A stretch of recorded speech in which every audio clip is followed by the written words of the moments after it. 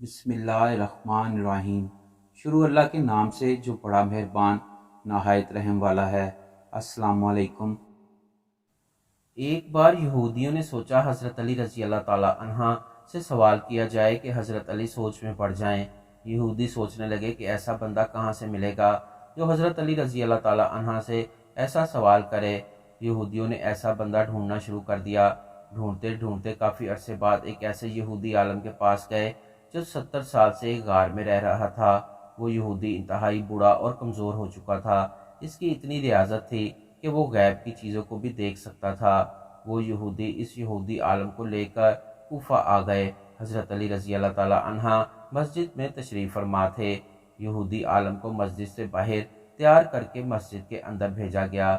یہودی عالم جب مسجد میں داخل ہوا تو سامنے حضرت علی رضی اللہ تعالیٰ عنہ منبر پر تشریف فرما تھے۔ یہودی آ کر کہنے لگا کہ اے علی، میں چاہتا ہوں کہ تم کوفہ کے لوگوں سے سوال کرتے ہو، مجھ سے سوال کر کے دیکھو، میں تمہیں جواب دوں گا۔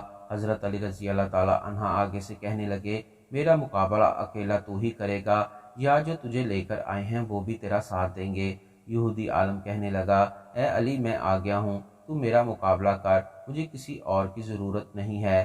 آپ سوال کریں، میں جواب دیتا ہوں۔ مسجد میں موجود لوگوں نے حضرت علی رضی اللہ تعالیٰ عنہ سے عرض کی، یا علی رضی اللہ تعالیٰ عنہ آپ سوال کریں۔ اب امیر المومنین حضرت علی رضی اللہ تعالیٰ عنہ کے سامنے کوئی نبی کھڑا ہوتا تو شاید تو علی علم کا بھی باپ ہوتا، لیکن سامنے تو کھڑا تھا ایک جاہل یہودی۔ اچانک علی رضی اللہ تعالیٰ عنہ نے اپنے ہاتھ کو پیچھے کی جانب کر کے اور مٹھی بند کر کے اس کے سامنے کر کے کہا، بتا میری مٹھی میں کیا ہے؟ یہودی عالم نے ایک لمحے کے لیے اپنی آنکھیں بند کر لیں۔ آسمانی کتابوں میں غیب کے علم کی مدد سے آسمانوں میں جھانکا، آنکھیں کھولی اور کہنے لگا، کو ابو قبیس میں ایک فاختہ نے انڈے دیے ہیں اور ان میں سے ایک انڈا آپ نے اٹھایا۔ صحابہ کرام اور تمام لوگوں کی نظریں حضرت علی رضی اللہ تعالیٰ کے ہاتھ پر تھیں کہ دیکھیں کیا نکلتا ہے۔ علی رضی اللہ تعالیٰ عنہ نے ہاتھ کھولا تو فاختہ کا انڈا نکلا۔ فاختہ کا انڈا دیکھا تو یہودی اس یہودی سے کہنے لگے، بہت اچھا، اور کہنے لگے اب کریں علی سوال۔ اچانک حضرت علی رضی اللہ تعالیٰ عنہ منبر سے نیچے اترے اور کہنے لگے کہ ابھی تک کسی ماں نے ایسا بیٹا جنا ہی نہیں جو علی رضی اللہ تعالیٰ عنہ کا مقابلہ کرے۔ علی رضی اللہ تعالیٰ عنہ نے وہ انڈا اس یہودی عالم کے ہاتھ پر رکھ دیا اور فرمایا کہ لو، اس کو وہیں رکھ کر دکھاؤ جہاں سے میں نے اٹھایا ہے۔ حضرت علی رضی اللہ تعالیٰ عنہ کا اتنا کہنا تھا کہ یہودی عالم آپ کے قدموں میں گر پڑا اور کہنے لگا، یا علی، جو میں نے بتایا وہ عالم کرتے ہیں، جو آپ نے کیا وہ خالق کرتے ہیں۔ جب یہودی شرمسار ہو کر جانے لگا تو حضرت علی رضی اللہ تعالیٰ عنہ نے فرمایا کہ اب تو یہاں آ ہی گیا ہے تو مجھے بھی کچھ بتا کے جا۔ یہودی سر نیچے کر کے کھڑا ہو گیا اور کہنے لگا، پوچھئے۔ یا علی رضی اللہ تعالیٰ عنہ نے پوچھا، یہ جو تو غیب کے جواب دیتا ہے، یہ علم تم نے کہاں سے لیا؟ یہودی کہنے لگا، میں نے ریاضت کی ہے، عبادت نہیں۔ علی رضی اللہ تعالیٰ عنہ کہنے لگے کہ اپنا نفس مار۔ یہودی کہنے لگا، جی مارا۔ حضرت علی رضی اللہ تعالیٰ عنہ نے کہا، تو کیا کرتا ہے اس نفس کو مارنے کے لیے؟